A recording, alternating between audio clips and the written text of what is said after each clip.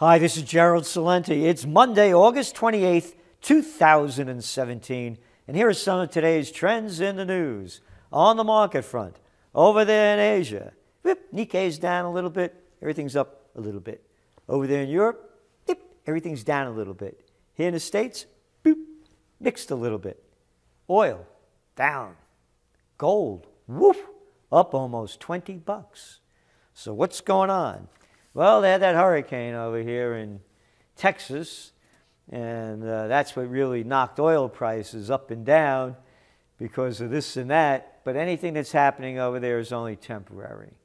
So the shock, the oil price shock, the gasoline spike, this is only a temporary hit. It's going to change sooner rather than later.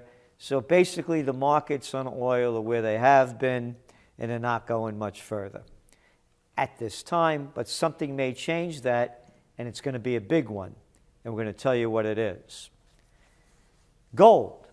Gold went up because the Fed met at Jackson Hole.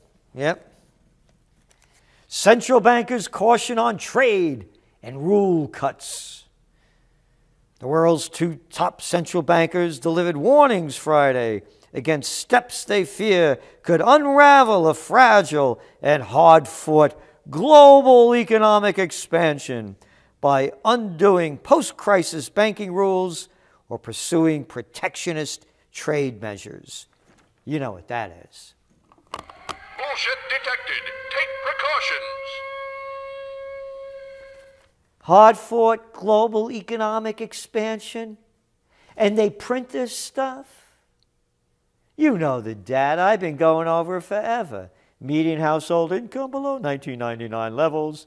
Oh, yes, in the United States, since Obama came in 2009, when right after the panic of 08, 95% of the wealth went to 5%. Oh, yeah, 94% of the jobs created are temporary jobs. Oh, yeah, 51% of the people working earning $30,000 or less. Oh, yeah, unemployment in Europe. The jobs stink. The only thing that's gone up are the markets. And the rich have gotten much richer. End of story.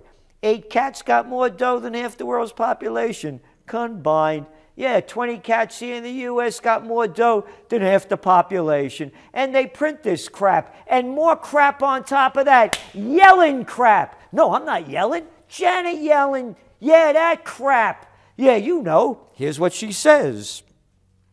She goes on to say how concerned they are that they may change some of those hard-fought rules. Ms. Yellen said a growing body of research showed that, quote, the core reforms we've put in place have substantially boosted resilience without unduly limiting credit availability or economic growth. All they did was make the big banks bigger. There was no reform. The only reform is that they put more pressure on the smaller banks, and the biggers took more of the market share. End of story. You want reform, put back in the Glass-Steagall Act. And they're worried about protectionism. Oh, yeah, how dare we stand in the way of the multinationals stealing more of our money? There's been no recovery. The Trump recovery is as bad as the Obama recovery. Barely 2%. And the reason gold went up because everybody knew with a half a brain that Draghi and Yellen was saying nothing more than pure. Oh, come on now. That ain't even bullshit. That's horse shit. That's right. They don't know how to unravel this $15 trillion worth of debt that they all took in that bond buying and quantitative easing scheme that they can't get out of. And the other reason gold went up, now they're betting that the United States won't raise interest rates. It's down to 42% in December. It was 60% that they were going to raise it. It's disgusting, these people. So, Euro hits highest since 2015. Mrs. Yellen's speech didn't address the outlook for U.S. interest rate increases, disappointing some investors who had hoped the central bank chief would sound a hawkish tone.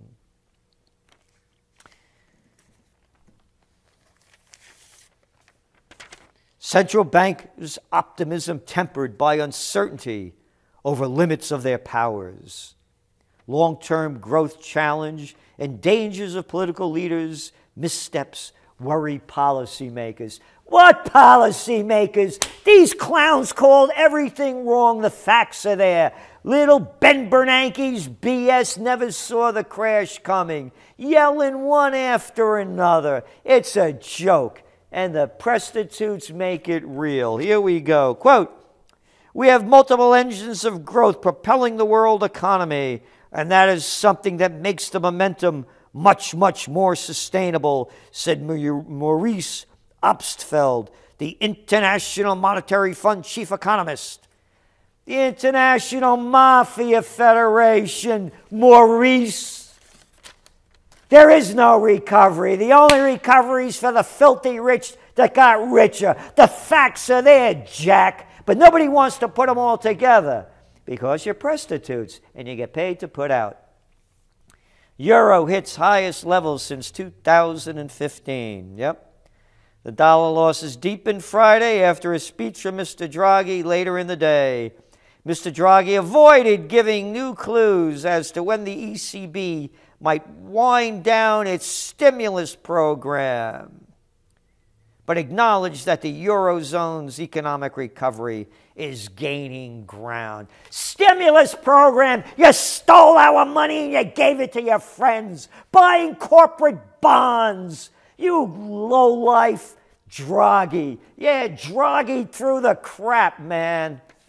Anyway, moving on. What else do we have here? U.S. banking data suggests economy may be losing steam. Hey, I wonder why gold's going up. Wonder why they're not raising them interest rates, folks. Now that Obama's not here to focus anymore, folks. More glaringly, after strong lending growth for several years, momentum clearly is slowing. In its quarterly report on the sector, the Federal Deposit Insurance Corp found that total loans and leases by banks and other insured institutions rose just 3.7% from a year earlier. At the end of June, that is the third consecutive quarterly deceleration and is down from the 6.7% pace of growth a year ago. And what's also happening, credit cards charge-offs soared by 24.5% in the second quarter. Then you keep going on. Tapping homes for cash is back. Yeah, got no dough? Want a good deal? Hey, how about a second mortgage on your house?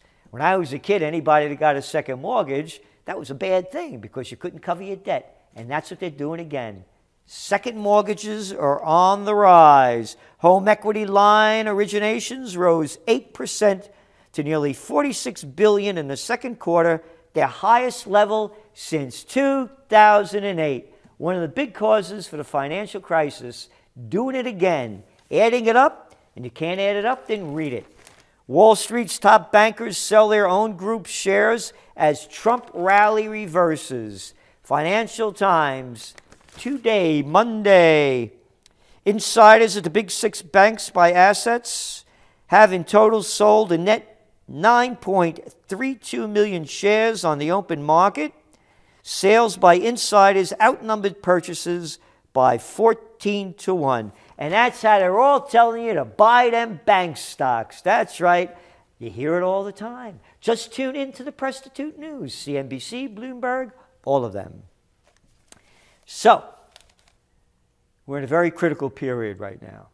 That's why you're seeing gold going up.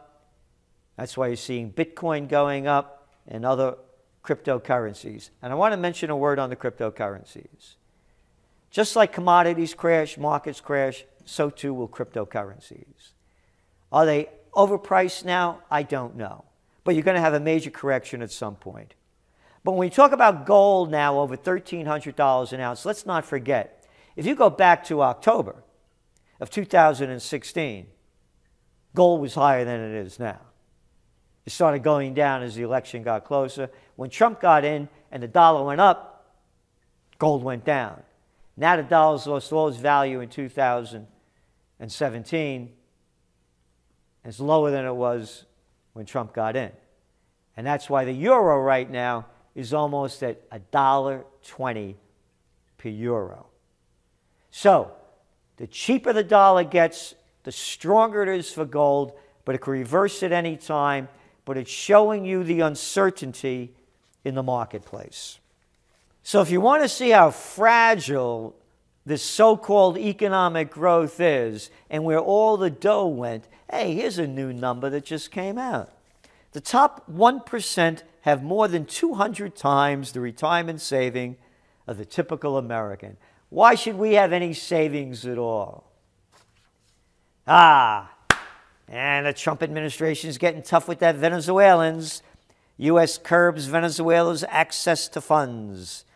Yep, the U.S. on Friday restricted the ability of Venezuela to tap American debt market for funding, marking a significant escalation in Washington's economic crackdown against President Maduro's cash-strapped government.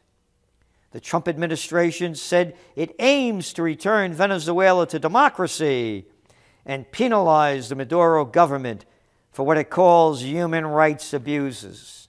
How many people did America kill last week over there in Syria, in Raqqa? Only about 120 civilians and about 30 kids. Oh, but it got better this week. U.S. raid killed civilians, Somalia Army chief. Yeah, at least 10 civilians, including 3 children.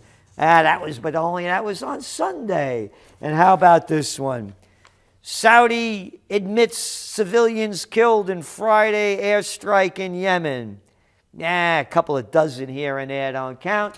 We got to get them human rights violators down there in Venezuela, I told you. What hypocrisy. And listen to this guy Mnuchin, man, shooting his mouth off. He said, this is not about changing leadership per se. Oh, what do you mean per se?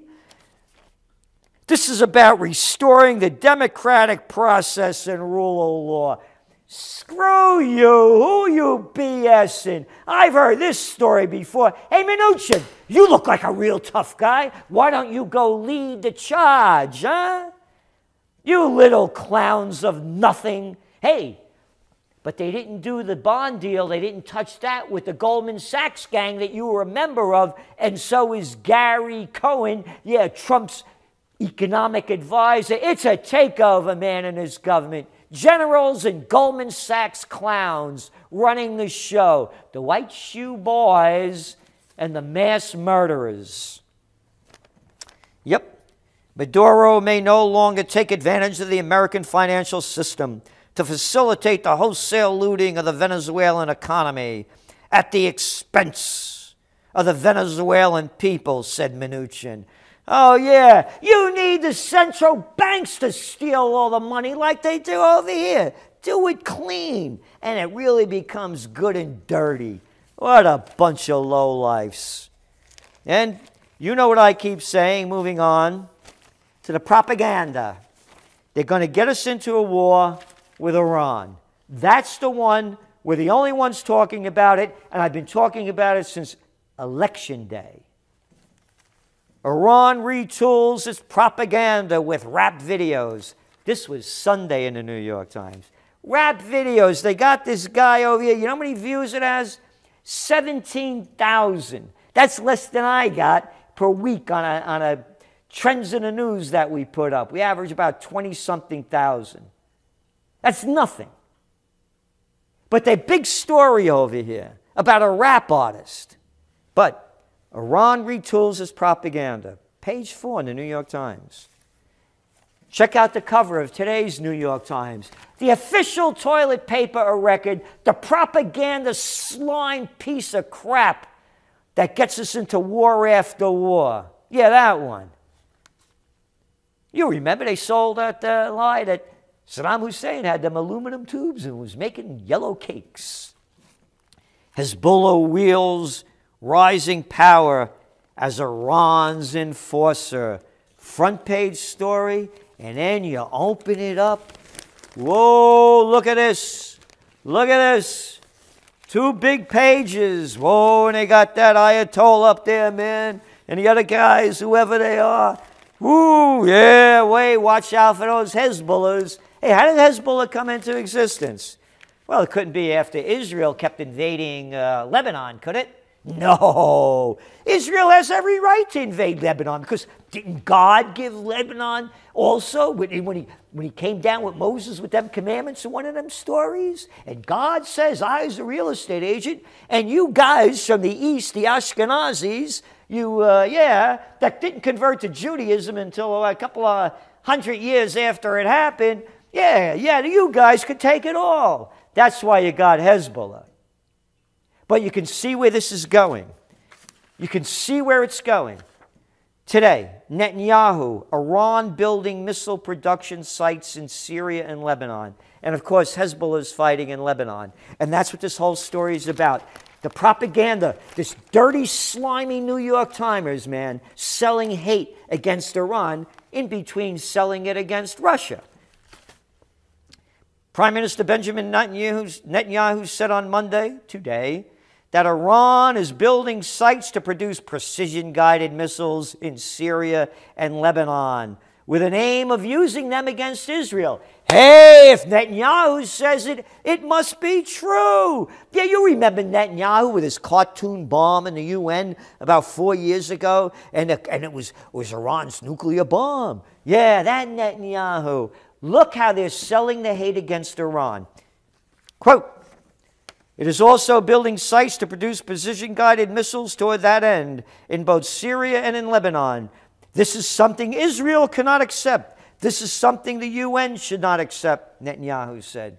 Last week, on Trends in the News, I also read to you Netanyahu, in a meeting with Russian President Vladimir Putin, said Israel was prepared to act unilaterally to prevent an expanded Iranian military presence in Syria. That's what he said last week. Now it's the missile story. And you heard Trump, you heard Mad Dog Mattis, our general over there, who's the head of the Defense Department. You heard Tillerson, the Secretary of State. You've heard one after another. And that other maniac, Nikki Haley, our UN ambassador, saying that Iran is the greatest supporter of terrorism in the world. You can see where this is going. And Iran hasn't invaded a country in 250 years. And they were invited into Syria by the duly elected President Assad, who was elected under international observers to be deemed a fair and free election. Now remember, all this information is coming out at the end of the summer. People are in a vacation state of mind. They don't know what's going on. They're not watching the news. And besides, they're only apping and hearing sound bites. They don't know the details. So you can see where this is leading. Most people won't see it coming. It's the Labor Day weekend. So remember, stay on top of the news and ahead of the trends.